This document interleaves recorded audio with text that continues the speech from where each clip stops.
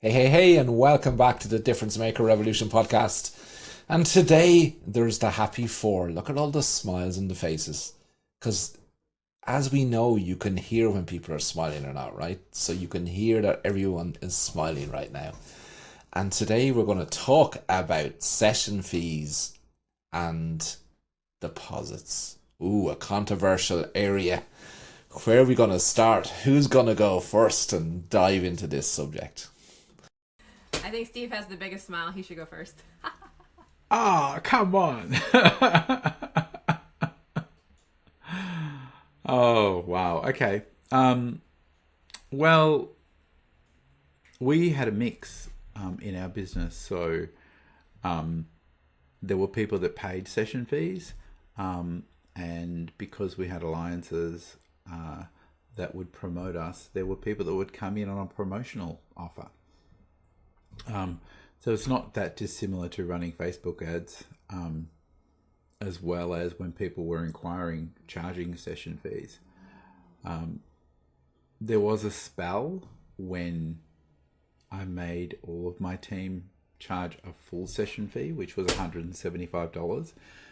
And it was incredible what that did to it. Really threw the cat amongst the pigeons because they just weren't used to charging a full session fee. But it really did make them think about what the value of what we do was, and where is the value. Because we had hair and makeup artists. They're getting a studio. They're getting a professional photographer. There's all that time in the discovery calls. So it was amazing. Our bookings went down, but then they climbed back up again. And then after that, our bookings were stronger because I think the team had a much stronger sense of value of what we were giving people once they had to charge it, once they had to actually charge the session fee. But our business always ran with, there were promotional certificates that our alliance were giving out, or if there was ads out there, they didn't tend to pay full price, but we tended to take some form of payment for most things. But it was funny, when I checked the averages, it didn't matter what people came in on. The sales averages tended to be more reflective on which person did the sale than whether they paid a full session fee, or whether they came in on a promotional fee, or whether they paid no fee, because we were in a shopping centre. And so part of the way I ran my business was we weren't allowed to book anybody in on a Tuesday. And to keep my staff or my team on their toes, it was their job to come up with $3,000 by the end of the day by pulling somebody in on the day. Because when you're paying exorbitant amounts of rent, you kind of want to get some value for money. And I used to see rent as my marketing bill. And in a shopping centre, my rent was $25,000 a month. And so we had to make it work. So it's kind of funny when I hear people say, "Oh my God, it's I'm paying 10 or 15 grand a year," and they think that it's expensive. But I wanted some value for my money, and so I wanted to make sure we were getting people off the door, and those people that were coming in on a Tuesday didn't pay to come in. And it was our job to excite them, make them want to come in on the day. And the sales averages sometimes were higher on the Tuesdays because they had to inject so much energy and so much excitement. I'm not sure whether that's where you wanted all this to go, Janine, when you dobbed me in. I But know. Well, I anyway, got you. And well, I think it's interesting because you and I have had chats about this offline, which is why I thought it was interesting to hear your point of view, because we do both as well. We have sessions that have session fees. We have sessions that don't. I've always viewed a session fee I've never charged a deposit, but I've always viewed a session fee as something that I use for marketing so I can then give it away. So it's there so that I can use it as an incentive and make existing clients feel great. You don't have to pay a session fee. You're one of my VIP clients. Or if we're running a promotion with an alliance, a partner, or a Facebook ad or something like that, we can waive the session fee. And so for me, it's always been something there that we can then use to take away when we want to make someone feel good or feel like they're getting something, feel special, feel important. And so where I think the problem is, and this is what I keep seeing online, and Brad and I have seen it for the past 4 years within the Difference Maker, well, formerly Fully Booked Photographer, but people misconstrue what a session fee or a deposit is there for. And It's there to get people to turn up, Janine. right. Isn't it? Yes, exactly. That's the misconception, is that And that works. yeah, that somehow $50 is going to make somebody be excited about their session. I don't know about you, but giving somebody money has never excited me about doing business with them. That's just transactional. It's not excitement. And so I have no problems if people want to charge a deposit or if people want to charge a session fee. I have a problem with why they want to do it. And I think it gets in the wrong mindset. And if they understand the purpose of it, I don't know, that's to me where I see the problem lie. Well, so what you're talking about is their intention. Their intention. Well, and how they As to handle why it they're once doing they it. take a session fee. I know Brad can talk to this because once you take a session fee, if you think that that's why someone's going to show up excited and ready to have their portrait experience with you, I feel bad for that person because that's not what's going to happen. You still have to do something between the time you make that booking and the time that person shows up for their photographic experience in order for them to be excited. $50, $100, $150, doesn't matter what you charge, is not going to create that excitement. No, and it changes the way that you apply it and ask for it. Because you can hear in the tone, in the way that people ask, whether there is that belief that if I take this money from you, it's a commitment. It's a commitment statement. or we feel as though it's a guaranteed commitment from you that you are going to show up. For me, it's more important how somebody shows up than whether they actually show up or not. Because if they're not excited, they're not educated, they're not ready to spend, then I would rather have an extra hour or two to excite other people than have to, work with somebody that doesn't really want to be there, that we've had to convince and almost bribe. And you're sort of, the way you've said it, it's almost like we're bribing people into turning up. It's still going to cost you money. And I think maybe because my rent was so high, I needed to staff it. I knew that my hourly cost of doing business was nearly $400 an hour. And so for somebody to come in for 3 hours, we needed to make sure that they were excited to be there, not just turning up, not just a body. So I think too, Janine, that for me, asking my team to charge the session fee legitimized what we were giving away. Because if some people were coming in and they were paying $175, then it legitimized those ones that we gave away, that they did get $175 gift certificate given to them. And so in my mind, I kind of like to have that mix. But I think in a business, we fluctuate between, our Tuesdays were difficult to fill, so I made it compulsory that it was the giveaway day. So I think we need a mix. Well, we had a mix. All right, I'm going to make this conversation very, very boring, very, very quickly. I'm going to wear my accounting cap. Oh, Lord. So what I want to know, fun with numbers. So I want to know. First of all, I want Brad to tell us how he accounts when he does take a booking deposit or a session fee, right? How he accounts for it in terms of where it sits. And then I want to know how Steve used to account for it. So where does it sit in your P&L?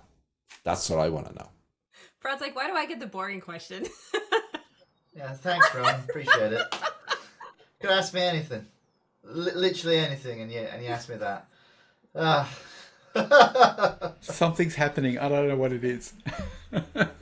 And I can't Do hear you people anymore. talk numbers sitting in a pub, Ronan? Is this what you Irishmen do? Do you talk numbers? Oh, absolutely. Everything goes back to numbers, Janine. Janine, even the most amazing, right, photograph or portrait, or whatever you want to call it in the world, right, gets digitized into a series of ones and zeros.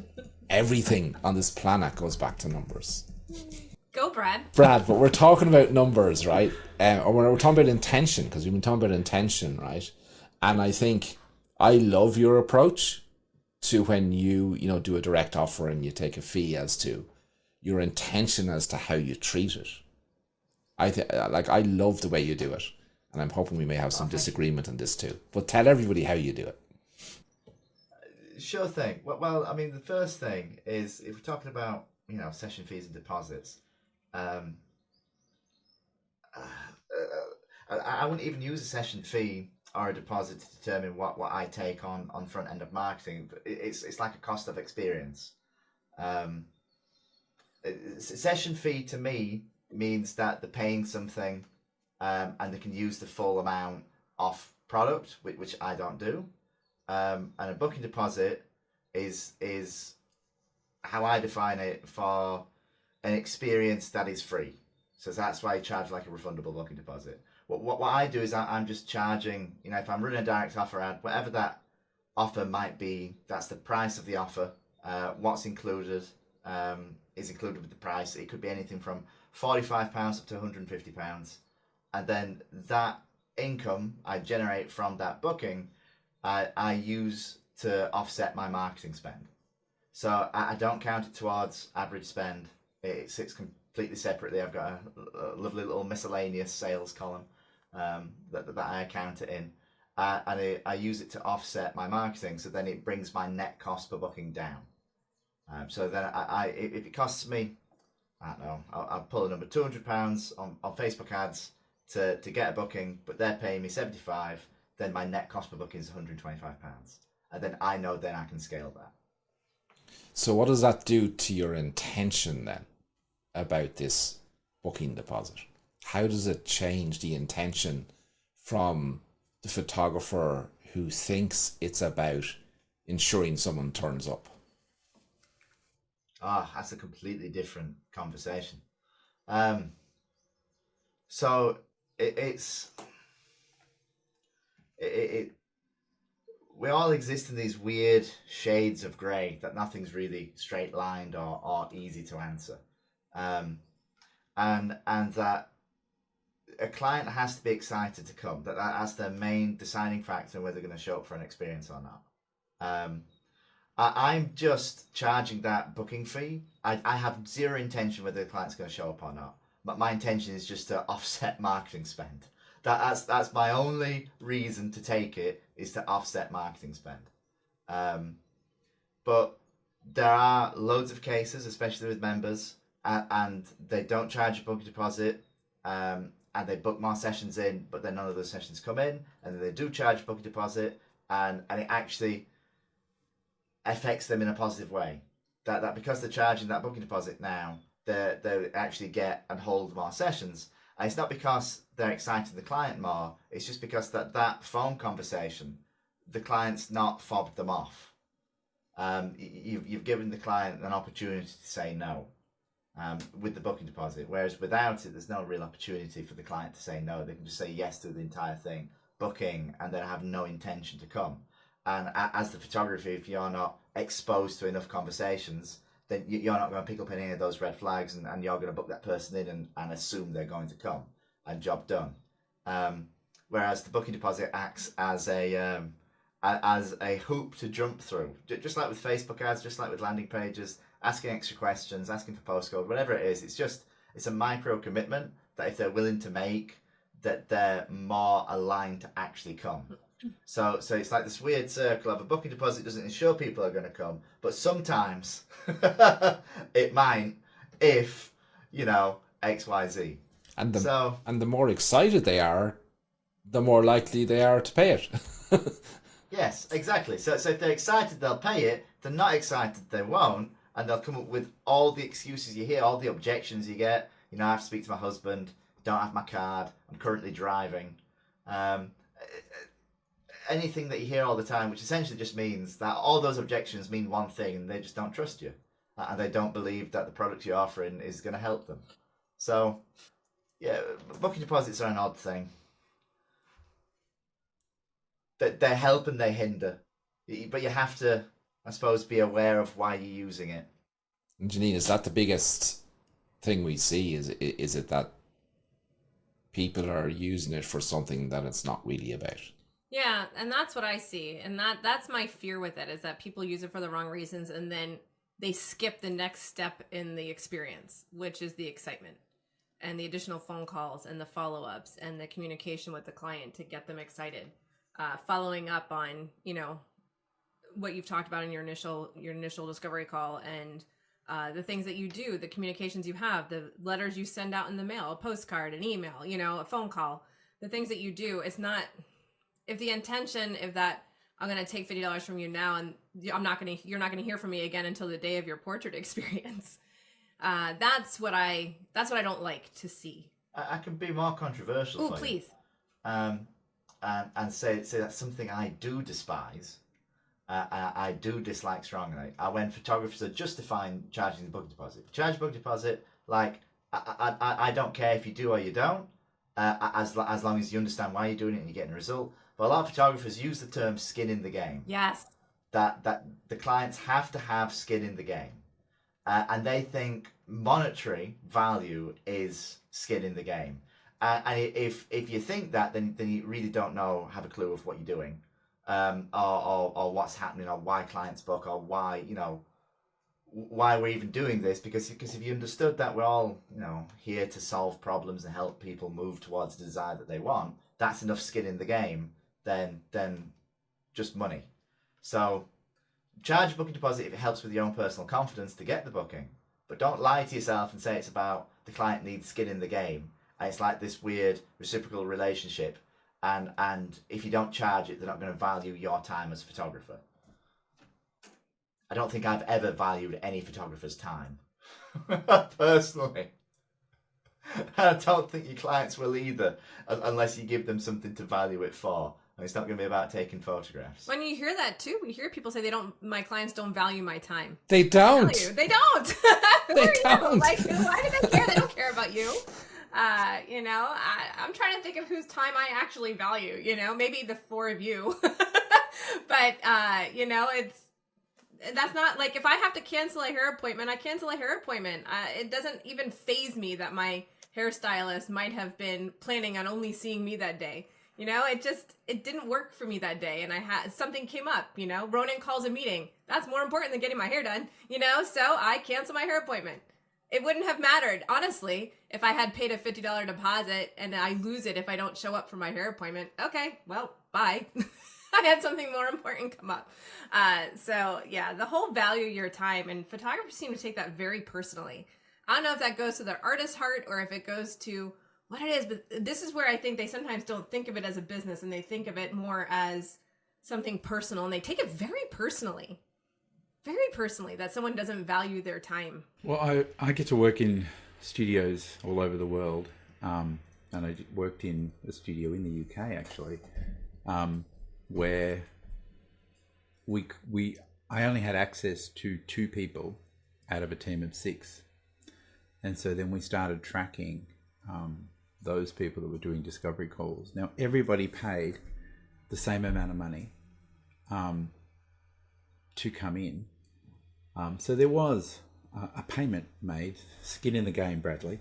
There was skin in the game, but 40% of people were not showing, regardless of whether they had skin in the game or not, in that particular business. The people that had a discovery call no, so we ran the numbers for, and it was only 6 weeks because I was only really there for a short period of time. Everybody turned up. So they paid a deposit and they had a discovery call and they were emotionally invested. So I think the skin in the game in that case is the emotional investment. But those people that didn't have the emotional investment, 40% of people didn't show. So it's just interesting. Same studio, same offers, same amount of money, skin in the game, but the only difference is the emotional investment. So it's funny when you look at the numbers. So it goes exactly to what you were all saying, I think. I'd like to go really, really deep in this now. Can I ask a question of you guys? Depends. So my question is this. Excuse me, I have to prepare for this. Here we go. Ready? So this is obviously for Janine. Oh, obviously. You know the way you hear that people buy on emotion and justify with logic. Where does the booking deposit sit in that philosophy? Where do you think it fits? I actually don't know. I don't think it's relevant.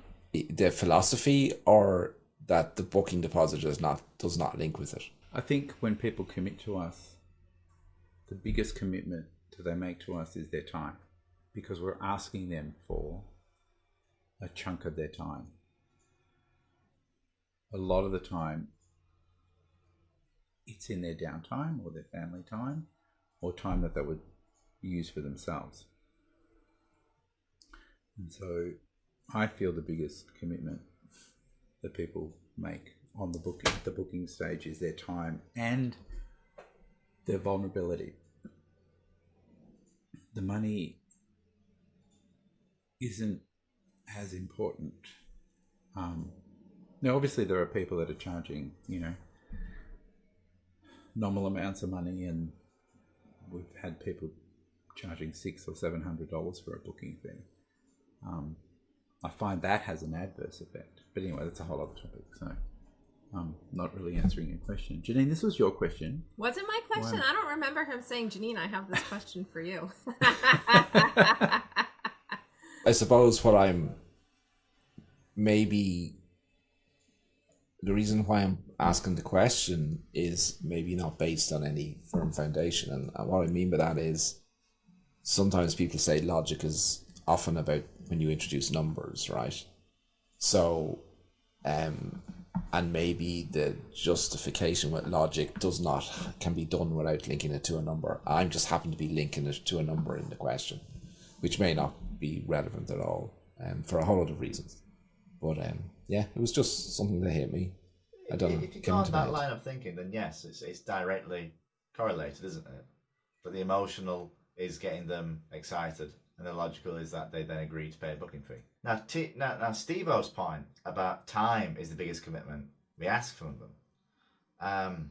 Yeah, but it doesn't like that sits separately from the booking deposit conversation, because they can commit time to you and then never show up for it. So it's committing time and then showing is the biggest commitment that a client can make. But how does a booking deposit sit in ensuring that they stay committed to that time that they've given you? But did they really commit to the time then, if they didn't show up? Well, no. And then when do you how do you qualify a booking? Not qualify it, but how do you define a booking? Is it on phone or is it when they actually come to studio? And realistically, it's when they come to studio. It's not when you've made the booking on the phone and you're all excited you've made the booking. It's when they actually show up. It's when you can actually serve that client. Depending on how a photographer treats it, it almost becomes punitive, which I've never really liked that either. If you don't, I'm taking this to make sure that you show up. I've had people not show up on me before, and this is how I ensure. I mean, I've heard these phone calls before. I take this money to make sure that you're not gonna not show up for your session, because I've had people not show up for sessions before. I'm like, oh my god, why would you say that? Like, like why would you put that idea in someone's head? But then photographing children, I mean, we're photographing humans. Things are going to come up. I can't even imagine if a mom called me, if I charged a booking deposit. If a mom called me and said, Janine, my baby is sick today. I cannot come in. I am so sorry. They have a fever.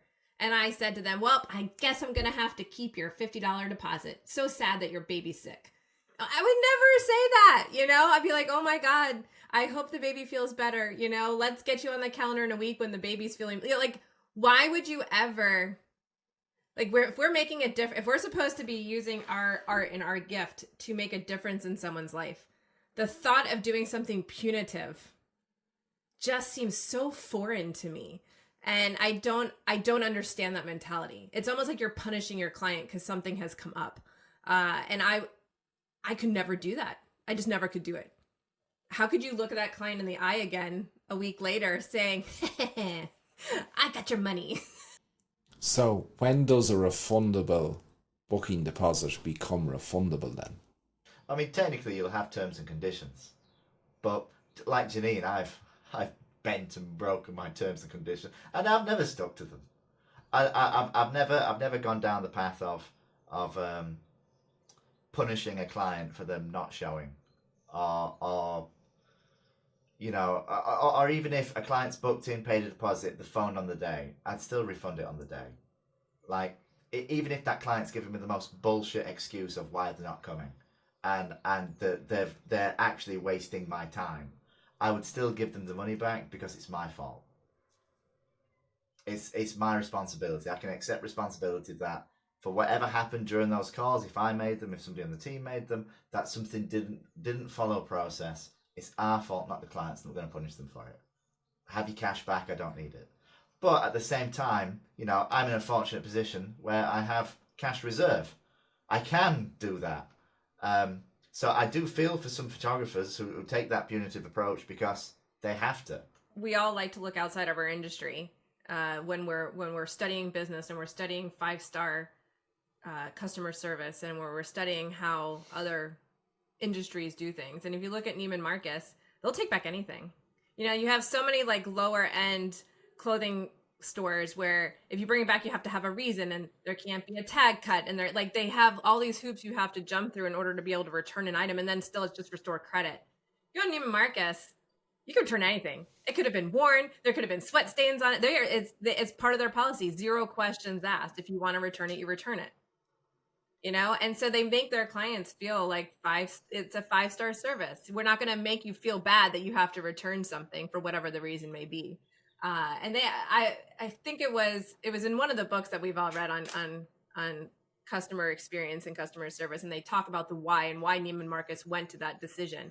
And it's their cost of doing business. They have factored in how many millions of dollars a year will be in returned goods.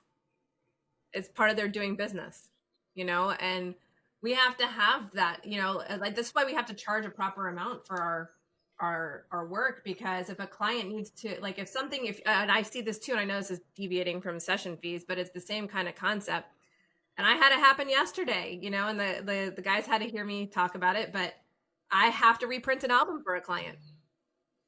I've had to reprint wall portraits for a client, not anything that I did. I had a client whose son threw a baseball through their portrait, and she called me in tears. I'm not going to tell her she has to pay for it. We have a lifetime guarantee. We replaced it for her because we charge the right amount.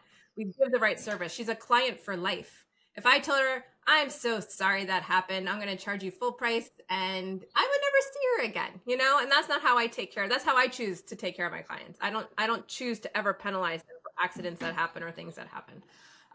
Even if they're nasty about it, I still take the higher road. And then I talk to you guys about it as my therapy. But to my clients, I always take the higher approach. And I think the same thing goes with this. Like, if you get out of, like, I just feel like so many photographers do things in a punishing way, because I think Brad is right. They're at a point where they have no choice in their mind. But I agree with Steve, right? Do they have a choice? You got to charge the right amount. You got to take care of your clients the right way.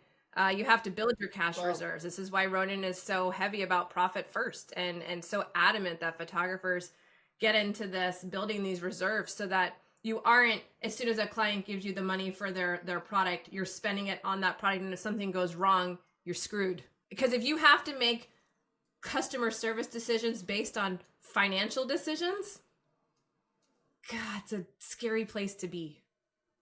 It's a scary place to be in a business. But when you're doing, like we're talking about all of this, but if it's the occasional person that's coming in that isn't showing up or is asking for their refund, that's the sort of stuff that you don't worry. You just don't worry about it. You got to give it back. Yeah, but if you're having a run on this, then you've really got to look at it and say, hey, like, what did we do to cause this? Like, what have we done? And it was always us. Like, the minute we've had 2 or 3 of these sort of in a row, my first instinct is, what have we done to cause this to happen? Let's have a look at the notes. Let's have a look at what we've got on this client. Did we call the partner? Did we make multiple calls? Did we excite the client? It should be a sign to make us look at what did we do to cause this to happen. And I kind of think that a lot of people, and it's not our industry, every industry, knee-jerk into blame the client for not wanting to come, blame the client for not valuing my time, blame the client for all this stuff, when usually it's a sign that we could do something better, or we haven't done what we promised we were going to do in most cases. So for me, it's a sign. And I love the fact that you are, reprinting things for your clients. That's awesome. And, that's part of your marketing. Yeah. That's what gets the client back again. It's what gets them talking about you. Imagine how many people that, the fact that you reprinted something, because even though they put a baseball bat through it, that's what gets them talking about you. So it's part of your marketing budget. But I don't know. I kind of feel like when that happens, the first thing I look at is, what did we do? What did we do to cause this? And there's a heap of learning from when this type of thing happens, especially if it's happening a few times. Yeah. On our term, Brad mentioned terms and conditions, and our terms and conditions were that it's refundable on the day of your design consultation. But do we, like Janine said, do we make that happen every time? Absolutely not. Are there weeks when suddenly we get lots of people that are sick? That's when we go back and say, okay, what did we do to cause this? Because there are some weeks where we get lots of people that are pulling the sick card. And when you look at the notes and you look at what we've done, again, we haven't done what we should have done in most cases. So I think it's about our interpretation of what's really going on. And if we are in control of our business, we need to assume, and we need to ask ourselves, what did we do to cause this? And if we have to give the money back, it's money well spent for us to learn the lesson that we need to learn to keep it, make our business even better. I think there's another podcast that's come out of this podcast for me, and I think Brad was going to go there, which is the chicken and egg scenario. So like, if my back is against the wall and I know I need to do this, but I don't have the money, what do I do? So I think that would be a great podcast for us to explore in the future, because we've gone to 38 minutes and 7 seconds on this one. So thank you for joining us on this podcast. We hope you've enjoyed it as much as we have, and we'll see you on the next one. If you haven't yet signed up for the Difference Maker Revolution, make sure you click on the link below and join us in the Difference Maker Revolution, where you can learn from these amazing people every single day as to how you can make a difference to yourself, your life, and your business by making a difference to others. We'll see you then. Bye for now.